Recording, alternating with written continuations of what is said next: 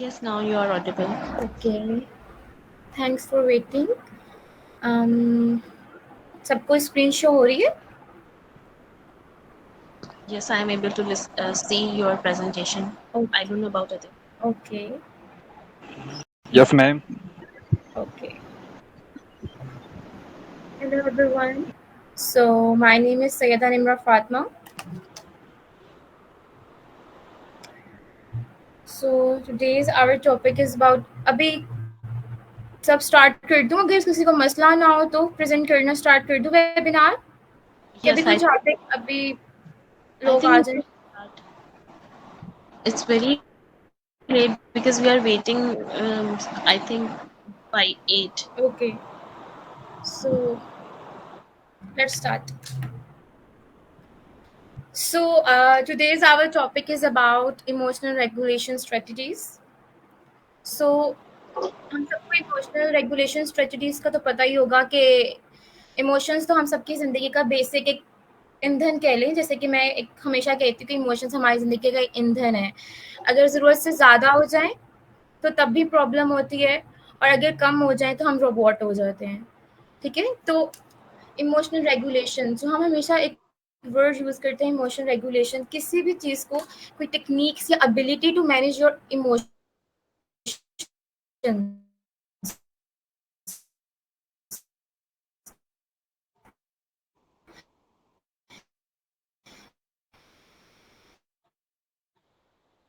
जैसे कि हम बहुत से लोग देखते हैं या आई मैनेज करते हैं, इस चीज़ को मैनेज करके जो आउटकम्स आ रहे हैं उसको हम कैसे मैनेज करते हैं, हमेशा इमोशनल रेगुलेशंस में आते हैं।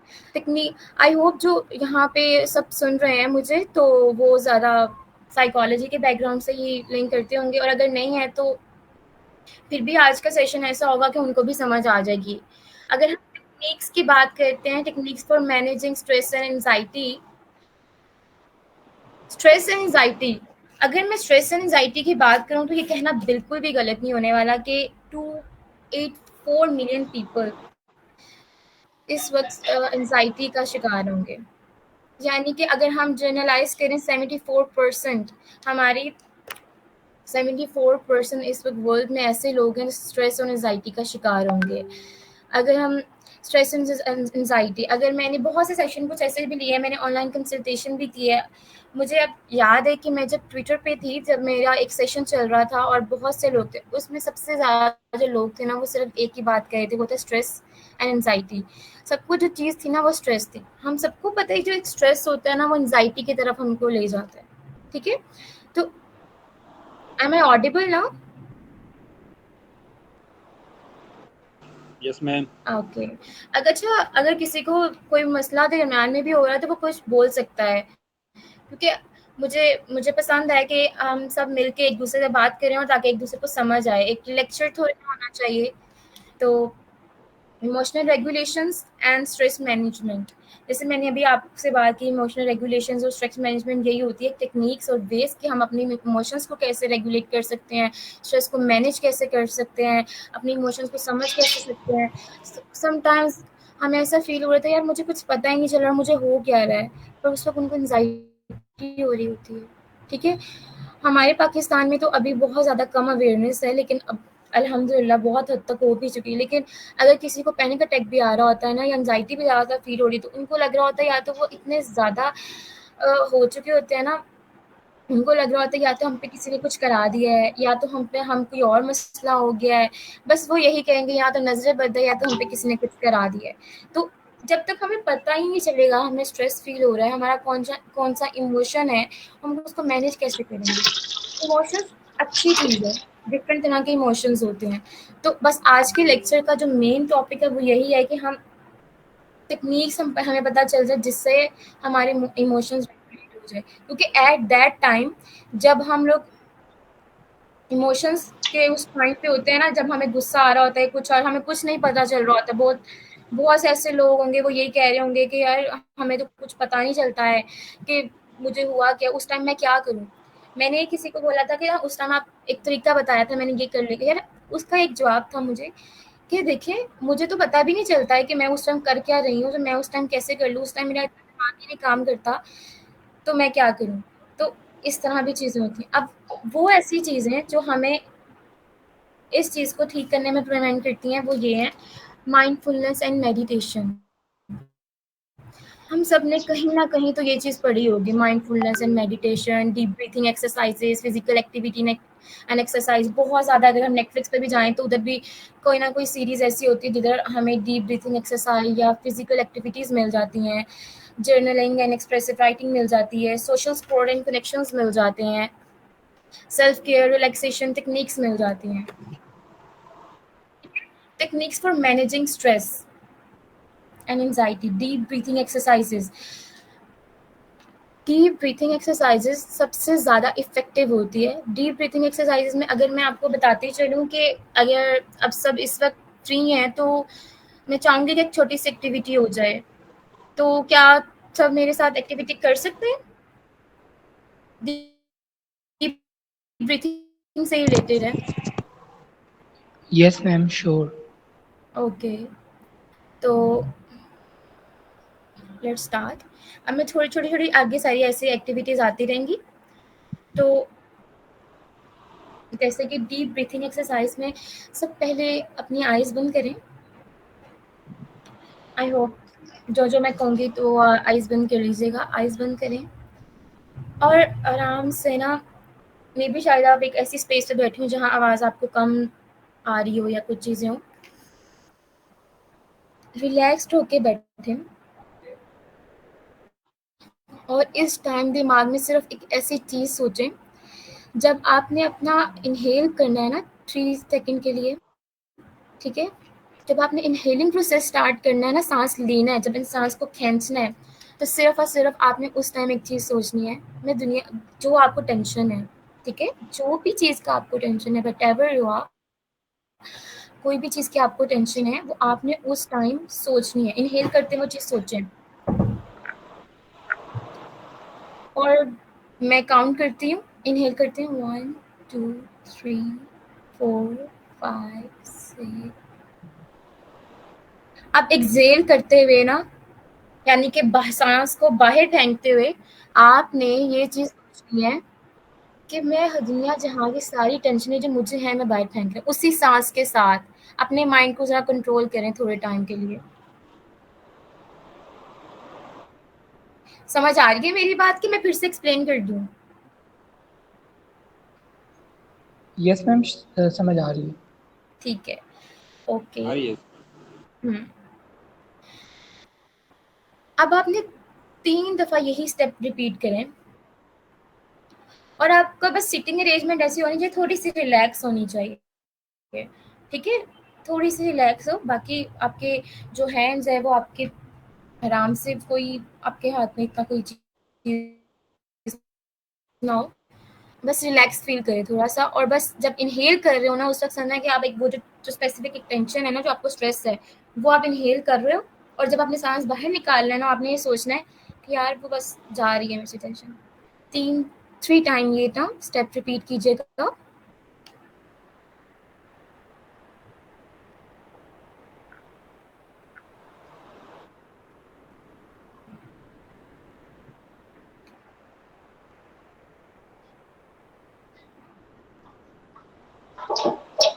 हो रहा है? सबका 3 टाइम हो गया तो मुझे प्लीज़ बता दीजिएगा, हो गया? Yes, ma'am, हो गया। ठीक है, ओके। अब डीप ब्रीथिंग एक्सरसाइजेस में यही होता है कि दिन में आपको कभी भी कोई ऐसा चीज़ मिले ना, टाइम मिले, चाहे 5 मिनट्स का मिले, तो आप ये छोटा-सा स्टेप ज़रूर करें, ठीक है? उसके साथ और एडिशनल स्टेप्स भी होते हैं, वो जो हम अपने अलग वीडियोज़ या सेशन में समझाते हैं, जो भी हमारे पास आता है। तो इससे ये होता है कि आप बहुत रिलैक्स फील करते हो, ठीक है? अगर हम टेक्निक्स के अलावा बात करें डीप ब्रीथिंग की, मैंने बता दी, प्रोग्रेसिव मसल रिलैक्सेशन की बात है, विजुअलाइजेशन, माइंडफुलनेस, मेडिटेशन और ब्रीथिंग एक्सरसाइजेज। अब जैसे मैंने आपको बताया अभी ब्रीथिंग एक्सरसाइज के बारे में कि ब्रीथिंग एक्सरसाइज है, इसके अलावा एक और ब्रीथिंग एक्सरसाइज होती है जिसे हम सिंपल वे में कहते हैं योगा। हम योगा को एक चीज़ कहते हैं, योगा में और चीज़ें जो बेनिफिट करती हैं सिर्फ यही नहीं करती कि हम सिर्फ बैठ गए और हमने इनहेल और एक्सहेल किया है और एक अच्छी साउंड। जो चीज़ मेन उस पे इफ़ेक्ट करती है वो एक अच्छा साउंड करता है। स्पेशली अगर आप सुबह के टाइम है ना, तो आप तो फिर उस टाइम अगर आप सुबह के टाइम कर रहे हैं, तो फिर ऐसा माहौल और ऐसी आवाज़ आपके कानों में आनी चाहिए जिस तरह बर्ड्स की आवाज़ें होंगी। जैसे हम कहीं पार्क्स जाते हैं, मैं बहुत दफ़ा एक पार्क जाती हूँ, तो वहाँ पे ना जो एजेड लोग होते हैं वहाँ पे योगा कर रहे होते हैं, और मुझे बड़ा अच्छा लगता है जस्ट बिकॉज़ कि उस टाइम जो बर्ड्स की आवाज़ है, उस वक़्त जो सुकून है ना, उस टाइम जो आपकी बॉडी और सोल को फ़ील होता है ना, वो आई डोंट थिंक सो कहीं भी किसी भी साउंड से फ़ील हो सकता है, ठीक है? Breathing exercise calms the mind, the body, reduce stress hormones. सारा मसला हमारे हार्मोन्स का ही होता है। वी ऑल नो दैट कि स्ट्रेस हार्मोन्स जब हाई हो जाते हैं तो इजीली हमारा स्ट्रेस इंक्रीज हो जाता है, और यही स्ट्रेस हमें एंजाइटी की तरफ लेके जाता है, डिफरेंट डिफरेंट डिसऑर्डर की तरफ लेके जाता है, बाइपोलर डिसऑर्डर की तरफ ले जाता है, पीटीएसडी की तरफ ले जाता है, ठीक है, डिप्रेशन की तरफ बहुत ले जाता है। डिप्रेशन और एंजाइटी तो हमारे आजकल के 70 to 80% जो हमारे पास पेशेंट आते हैं वो यही कहते हैं मुझे डिप्रेशन और एंजाइटी है, ठीक है। तो अगर मैं प्रोग्रेसिव मसल्स रिलैक्सेशन की बात करूं,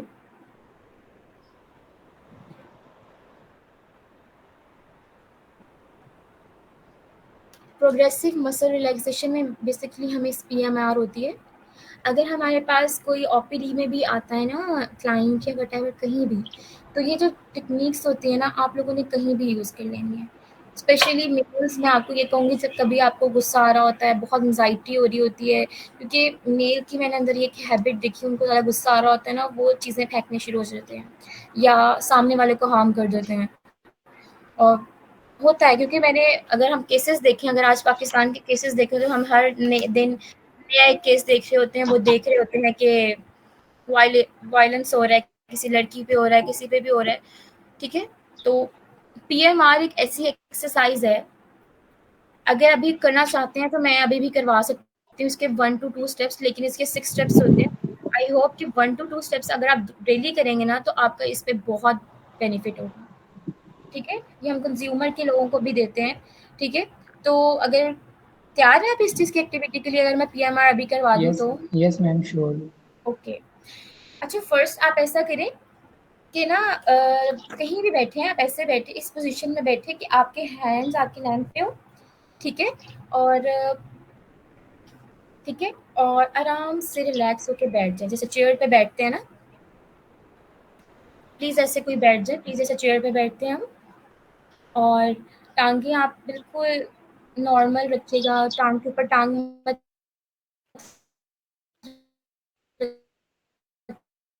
रखिएगा। बैठ गए सब ऐसे? इजी है आप यस मैम। सबके लिए ऐसे बैठना? ठीक है। तो इस टाइम आप अब आईज बंद कर, जैसे मैंने पहले वाला बताया था ब्रीथिंग वाला, इसका फॉर्मूला ब्रीथिंग की तरह होता है, बस इसके अंदर जो चीज़ मेन ऐड होती है ना, वो आपके हाथों की और आपकी बॉडी की एक्सरसाइज होती है, ठीक है। तो आपने आईज क्लोज करते हुए इनहेल करना है, यानी कि सांस खींचना है, और बहुत डीपली इनहेल करना है, ठीक है। डीपली इनहेल करेंगे जितनी देर आपसे हो सकता है, अगर 5 सेकंड किसी से हो सकता है तो वो कर लीजिएगा। और देन ठीक है, समझ आ रही है किसी को? Yes ma'am, okay ma'am. Inhale करें, मैं काउंट करती हूँ।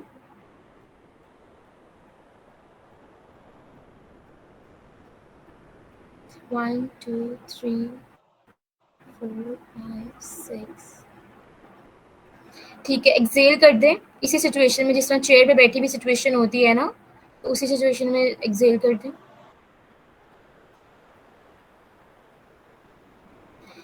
अच्छा, जो सेकंड इसका होता है ना, मैं यहाँ पे जल्दी जल्दी वाइंड अप करूँगी जस्ट बिकॉज, क्योंकि यहाँ पे अगर मैं अपने फेस दिखा रही होती तो एक अलग बात थी। तो क्योंकि एक पूरा इसके लिए चाहिए होता है टाइम, पूरा 20 to 30 मिनट इस पूरे के लिए चाहिए होता है। मैं आपको जल्दी से बस बताती चलूँगी। फर्स्ट में ये होता है कि आपको, जैसे मैंने बताया, चेयर सिचुएशन होती है। सेकंड में आपका सबसे पहले ये होती है कि आपने अपना जो हैंड होता है ना, अपनी नेक पे रखना होता है। आपका अपना हैंड उसी सिचुएशन में बैठे नेक पे आ जाता है, और नेक पे रखने के बाद आपने इनहेल करना होता है, ठीक है। इनहेल करते करते जिस तरह आप सांस ले रहे होते हैं ना, अपने आपने उसी तरह हाथ को पीछे करना होता है, बस। ठीक है।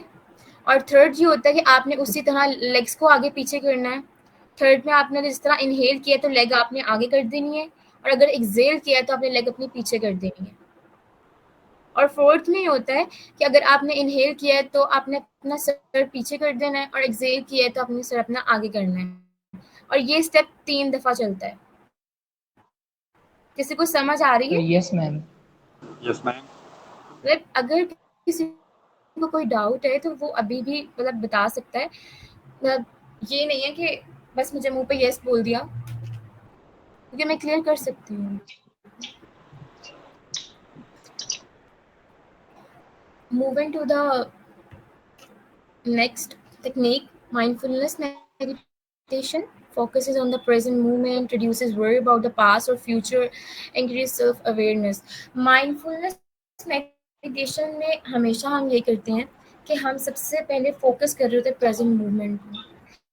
ठीक है, हम बहुत बात करते हैं सोच रहे या तो पास्ट के बारे में, हम प्रेजेंट के बारे में सोचना भी भूल गए हैं। तो ये टेक्निक होती है जिससे हम लर्न भी उस चीज़ में कर रहे होते हैं और एंजाइटी भी कम कर रही होती है। जस्ट क्लोज योर आइज और थिंक अबाउट प्रेजेंट मोमेंट।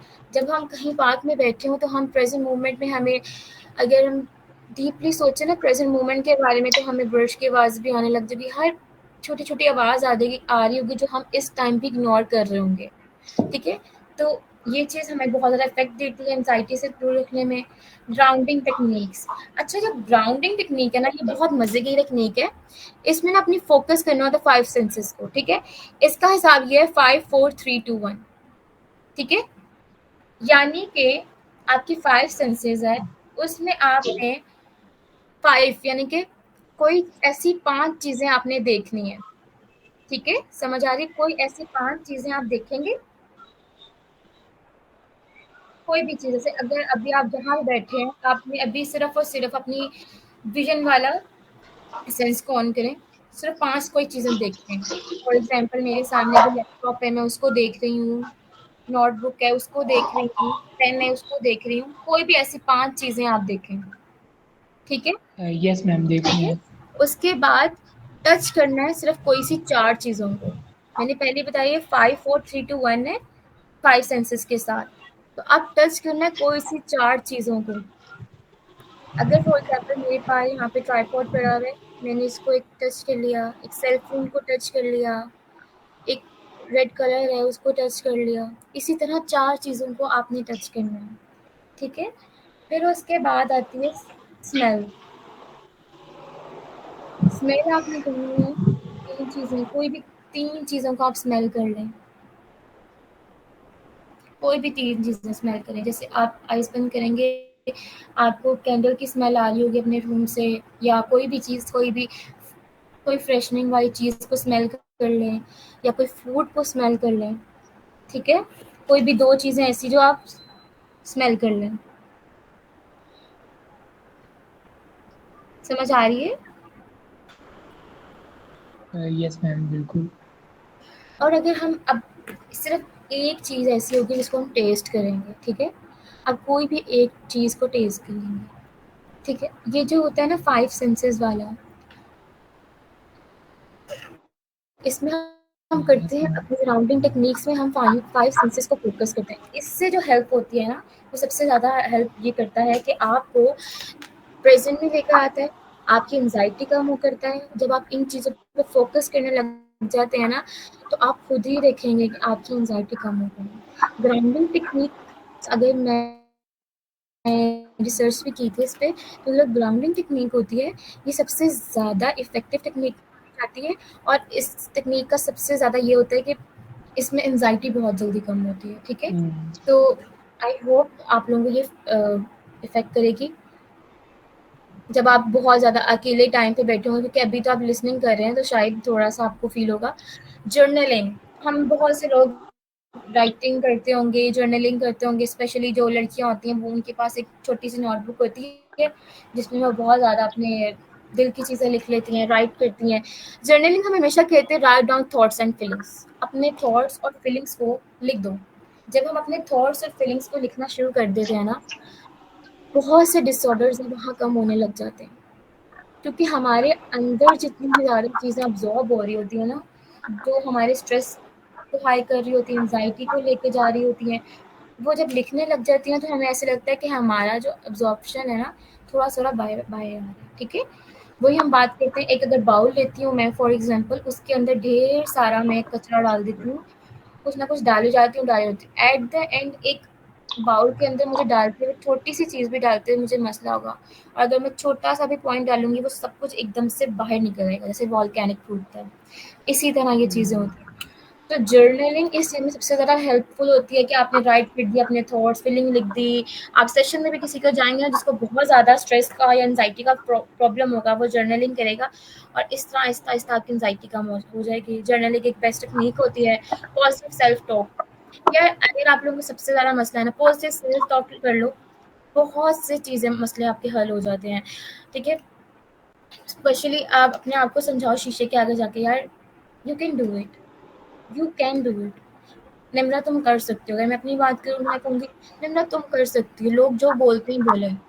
ठीक है, बहुत से ऐसे लोग होते हैं जो अपनी ज़िंदगी में कुछ करने से रुक जाते हैं जस्ट बिकॉज उनको एक नेगेटिव कमेंट आया होता है।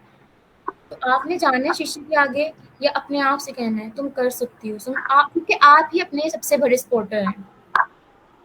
ठीक है, यस मैम। आपने पॉजिटिव सेल्फ टॉक करनी है। ठीक है, boost confidence and calmness.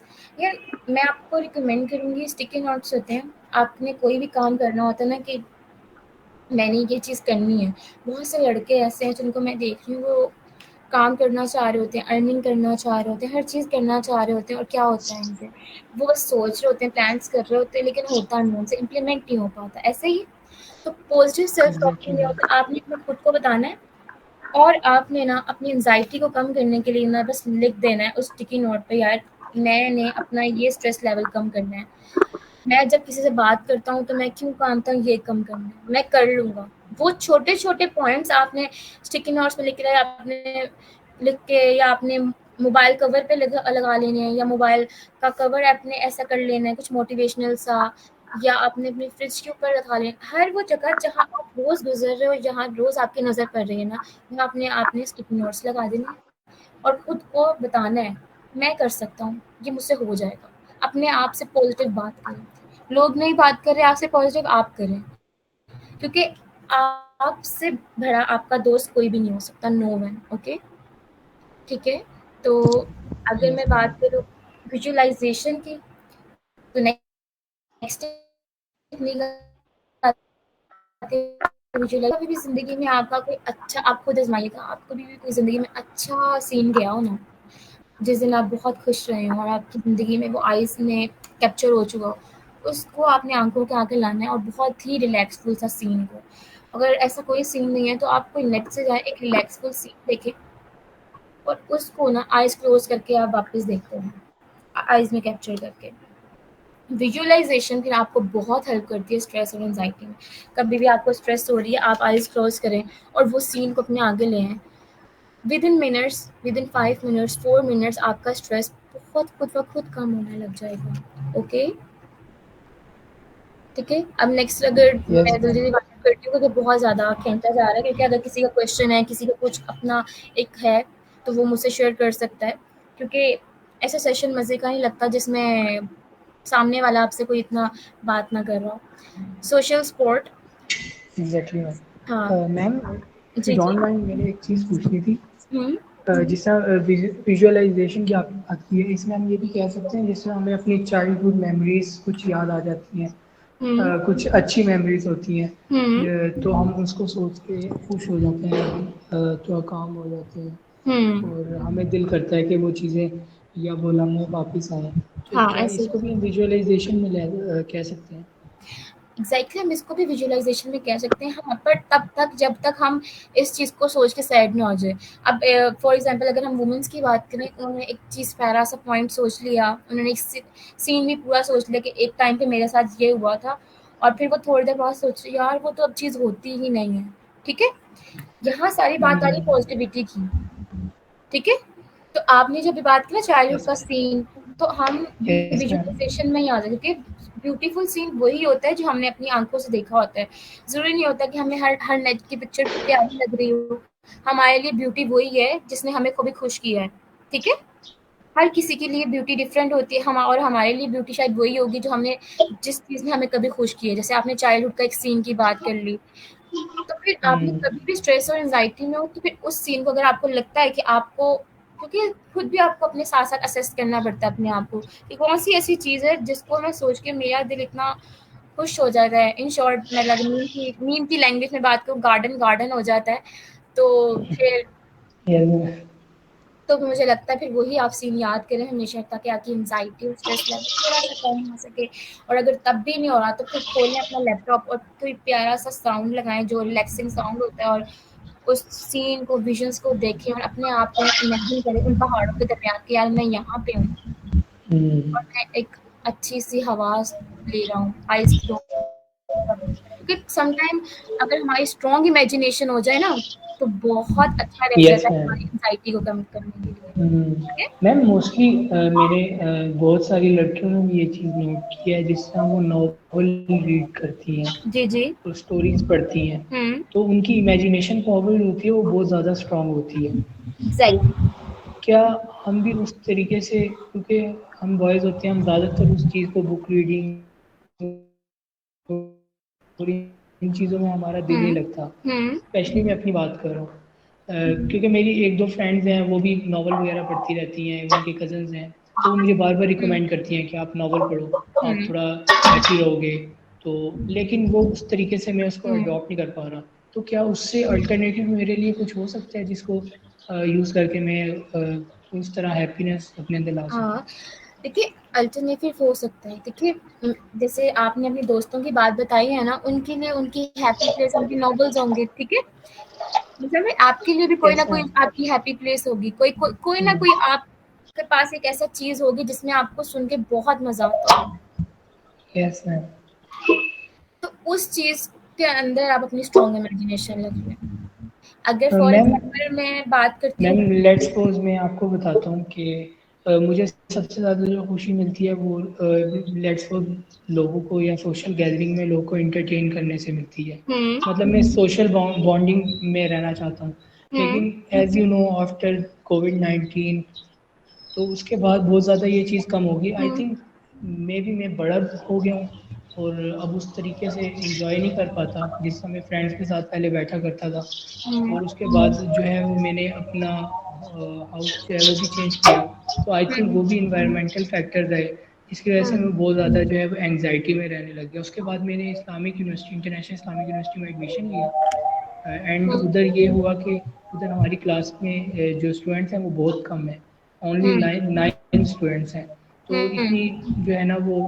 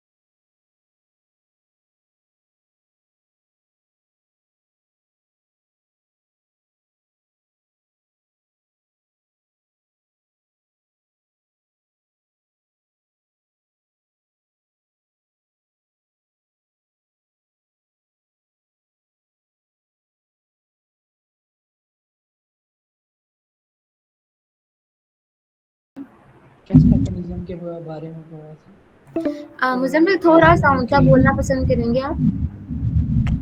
Yes sure ma'am. Ma'am मैंने डिफेंस मैकेनिज्म के बारे में पढ़ा था। एज यू नो कि एंग्जाइटी से हम बचने के लिए डिफेंस मैकेनिज्म का सहारा लेते हैं। तो उसके बारे में आपका क्या ख्याल है कि क्या क्या वो सही होते हैं कि हम उनका सहारा लें या वो भी गलत है? नहीं, मेरे ख्याल से मुजम्मिल सब चीज़ें ठीक ही होती हैं। मैंने भी आप जैसे आपने साइकोलॉजी के स्टूडेंट से बात किया ना, तो मैं भी आपकी जगह ज़ाहिरा स्टूडेंट थी। तो जब डिफेंस मैकेनिज़म्स होते हैं ना, तो ये इनका सहारा लेना भी बिल्कुल ही ठीक होता है। क्योंकि अगर आज मैं यहाँ बैठी हूँ, तो मेरे पास अगर कोई पेशेंट आ रहा है ना, डिफरेंट आ रहा है। मैंने अभी टेक्निक्स बयान की हैं, वो टेक्निक्स हैं जो शायद कोई सुनेगा तो कर लेगा, या शायद वो बहुत एक हाई लेवल पे नहीं होगा स्ट्रेस के, या उसको कोई डिप्रेशन नहीं हो गया होगा, ठीक है? तो वो जो कॉपिंग मैकेनिज्म हो गया या डिफेंस मैकेनिज्म्स हो गए, ये सब चीज़ें हो गए ना, ये आपको कहीं न कहीं आगे जा इसके अंदर सफ़र करने लग जाओ, वहाँ ज़्यादा इफ़ेक्ट देते हैं। डिनायल हो गया, प्रोजेक्शन हो गया, ये सब चीज़ें ना आपको वहाँ जाके इफ़ेक्ट करती हैं। हर चीज़ में जैसे हम अगर कितने मिलियंस हैं इस दुनिया में लोग, ठीक है? हर बंदे का अपना एक मसला है। अगर मैं इस एग्ज़ाम्पल देती चलूँ, तो अगर एक घर है, उसके अंदर 4 बच्चे हैं, चारों बच्चों के अपने मसले हैं। चारों बच्चों का अपना माइंड है, चारों यस बच्चों को डिफरेंट थेरेपी सूट करेगी। मैं ये नहीं कह सकती कि मुज़म्मिल को सेल्फ केयर वाली सूट करी है, जर्नलिंग वाली करी है, तो शायद अबीरा या व्हाटएवर कोई भी लड़की है, उसको कोई और यही सूट करेगी। उसको उसके माइंड के लिहाज से अलग सूट करेगी, उसके ट्रॉमास के लिहाज से। मुज़म्मिल अभी आप पढ़ रहे हैं ना, तो लेकिन जब आप सेशंस में जाते हैं ना, सबसे पहले हम लोग हिस्ट्री लेते यस हैं। मैम। हम एग्जैक्टली। सबसे पहले उसकी हिस्ट्री जानते हैं, और हम साइकोलॉजिस्ट इस चीज़ को बिलीव करते हैं कि इंसान जो आज है वो अपने चाइल्डहुड की वजह से है। उसकी आज जो पर्सनैलिटी है वो अपने चाइल्डहुड की वजह से है। आज एग्जैक्टली उसके एग्जैक्टली रिएक्शन मैम। किसी भी चीज़ को लेकर, अगर कोई लड़की है वो डिवोर्स को सपोर्ट करती है, तो शायद उसके पास ट्रॉमास ऐसे हैं कि उसने किसी को सफ़र करते देखा है मैरिज में, जिससे वो कहती है कि मैरिज में सफ़र ही क्यों करना है, ठीक है? तो इस तरह की जो चीज़ें होती हैं ना मुज़म्मिल, हर बंदे यस का मैम। अपना एक एक्सपीरियंस है, ट्रॉमास है, उसको देखने के बाद हम ये टेक्निक्स अप्लाई करते हैं, जैसे आपने क्वेश्चन किया।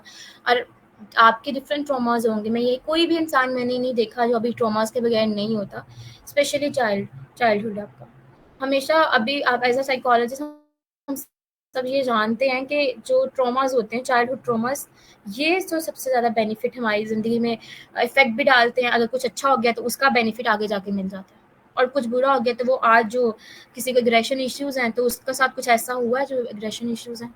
और आज कोई बहुत ज़्यादा फ़नियर है, तो ज़िंदगी में शायद उसने बचपन में कुछ ऐसा देख लिया है जिसकी वजह से वो अपने आप को एक शेल में दबाने के लिए उसने अपना एक शेल रखा है, फ़नी होना। तो आपके सवाल तो मैं कहूँगी कि सारी टेक्निक्स बिल्कुल ठीक हैं। क्लियर थैंक यू क्लियर हो गया ma'am. Muzammil? Yes ma'am. Any yes और ma'am. Thank you question so हो? मच। क्योंकि अब हमारा सेशन वैसे भी एंड होने वाला है, क्योंकि मेरी तो वेबिनार की हो गई। अगर आप किसी को भी कोई मसला हो या कोई चीज़ हो, मैंने अपनी टेक्निक्स अपनाई हो, जिसको हो कि यार इस टेक्निक को सही तौर पे कैसे अमल करना है, तो मुझसे अभी भी पूछ सकता है। और नहीं तो हम एंड करते हैं अपना सेशन। एनीवन?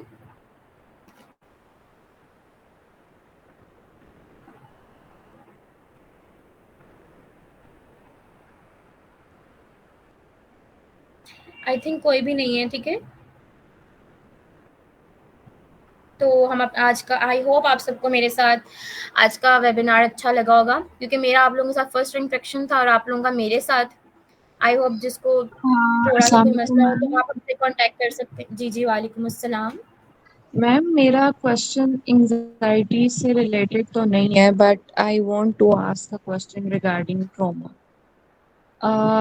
आपने अभी बताया ना कि ट्रॉमा हर किसी का होता है, और ऐसे मतलब जो जी जी। चाइल्डहुड की चीजें होती हैं, तो why do we have like particular disorder for that? Like why do we call it a disorder then?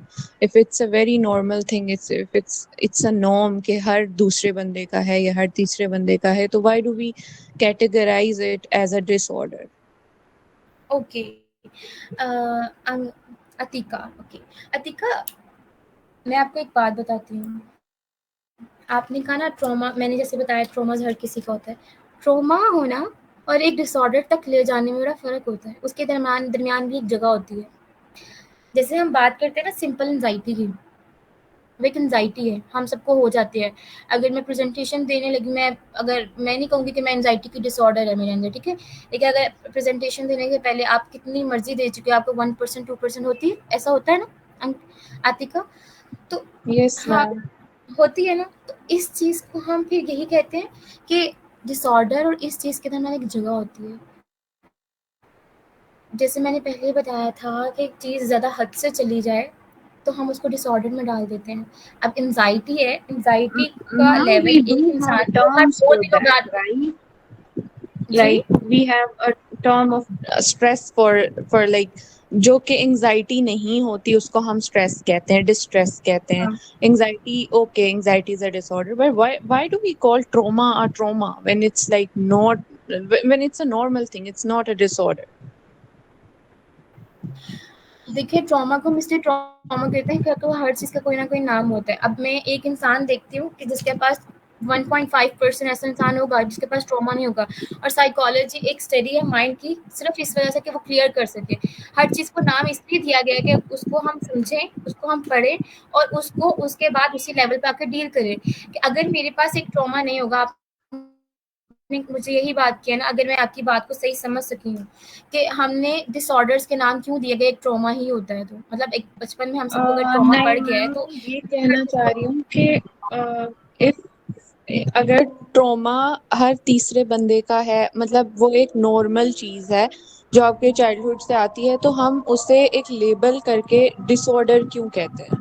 Like we should have something like some other name for that. जैसे स्ट्रेस है, तो stress is the mild level of anxiety आप कह लें। मतलब हर कोई, this is norm के हर कोई कहता है मुझे एंजाइटी, मुझे एंजाइटी है, हालांकि वो एक स्ट्रेस होता है या डिस्ट्रेस होता है, राइट? बट एंजाइटी एक प्रॉपर डोमेन है जो कि मतलब इस तरह से मेंशन है जिसमें जो डिसऑर्डर्स वाली है। बट जो ट्रोमा है वी कॉल, मतलब हम कहते हैं ना कि चाइल्डहुड की कुछ चीजें होती हैं जो लाइक ट्रोमेटिक और इस तरह की हो जाती हैं, बन जाती हैं। अब उसके लिए हाउ कैन वी से लाइक डिसऑर्डर और इस चीज को हम डिफरेंशिएट कैसे कर सकते हैं? जैसे we have a differentiation for stress and anxiety, how can we differentiate between a trauma that's a normal thing and between a disorder? Okay Atika, एक ट्रॉमा है, फॉर एग्जांपल मैं आपको एग्जांपल देती हूँ अपने पे लगा के। अब रियल ना एग्जांपल समझ लीजिएगा, अगर मैं अपने पे लगाती हूँ कि फॉर एग्जांपल मेरा चाइल्डहुड का नहीं नहीं ट्रॉमा है। Ma'am, of course I won't get that wrong, आप बताएं। अगर मेरा फॉर एग्जांपल चाइल्डहुड का एक ट्रॉमा है, वो ये है कि भाई मुझे यही था कि यही है कि भाई मैरिज में ना इतना सफ़र नहीं करना चाहिए, ठीक है, एक ट्रॉमा है। और एक बच्चा ऐसा जिसका ट्रॉमा छोटा सा ही है कि यार हाँ बस कर लो या नहीं करो, क्योंकि उसने उस लेवल पे वो चीज़ फील नहीं की। एक छोटा सा ट्रॉमा है जो उसने फील किया है, और एक वो चीज़ है जो उसको, जैसे मैंने बताया था हर इंसान डिफरेंट होता है, मे बी शायद मैं बहुत सेंसिटिव हूँ। मैंने उस ट्रॉमा को इतना सोच लिया, इतना सोच लिया, इतना सोच लिया, इतना ज़्यादा अपने दिमाग में एग्जैजुरेट कर लिया कि शायद मुझे उस ट्रॉमा की वजह से ना मुझे हर मर्द पे ना ट्रस्ट इश्यूज हो गए हैं, ठीक है, मुझे चिढ़ चढ़ने लग गई है। और अब मुझे ये लगता है कि शादी में ना तो 1.5 का भी सफ़र नहीं करना चाहिए, जबकि रियलिटी ये होती है कि 2 पार्टनर्स मिलते हैं तो कहीं न कहीं दोनों को एडजस्टमेंट दिखानी होती है, ऐसा ही है? Yes ma'am. ठीक है, एडजस्टमेंट दिखानी होती है। तो मैं आप मे बी शायद आपको इस एग्जांपल से बात समझ आ जाए कि वो चीज़ सॉरी, जो एक ट्रॉमे को आपके इतने ज़्यादा ट्रॉमा तक ले जाती है ना, एक छोटी-सी चीज़। एक अभी वो मेरा बचपन का एक एक्सपीरियंस था, जो एक बचपन का एक्सपीरियंस, कोई चीज़ को मैंने ज़्यादा एग्जैजुरेट करके सोचने लगी हूँ, तो वो अब जाके मेरी पर्सनैलिटी पे इफ़ेक्ट हो रहा है, उसको मैं ट्रॉमा कहूँगी। ऑलराइट ठीक है, मैम, हम ऐसे कह सकते और हैं कि वो वो मुझे एक चीज डिसऑर्डर तक ले जाएगा, क्योंकि जब मैं इस लाइफ में आऊंगी, क्योंकि मेरा तो थॉट ये है, अगर मुझे 1.5 भी सफर करना पड़ गया, जो एक हेल्दी रिलेशनशिप में भी आपको करना पड़ता है, जस्ट बिकॉज कि दो लोग आपस में उनको जजमेंट दिखानी है, और मैंने उसे जजमेंट को कंप्रोमाइज का नाम दे दिया है 1.5 का भी, तो मैं अपने आप को डिप्रेशन की तरफ फौरन ले जाऊंगी। तो हम यही कहते हैं कि हमारे पास्ट एक्सपीरियंसेस, चाइल्डहुड एक्सपीरियंसेस को अगर हम एग्जैजुरेट ना कर दें, ट्रॉमास की तरफ ना ले जाएं, तब तक तो वो ठीक है एक्सपीरियंसेस, क्योंकि कोई ना कोई तो एक्सपीरियंसेस होगा, ठीक है। हम अगर अब वो एग्जैजुरेट हो चुका है, वो ट्रॉमा तक पहुंच चुका है, अब वो ट्रॉमा तक भी सॉरी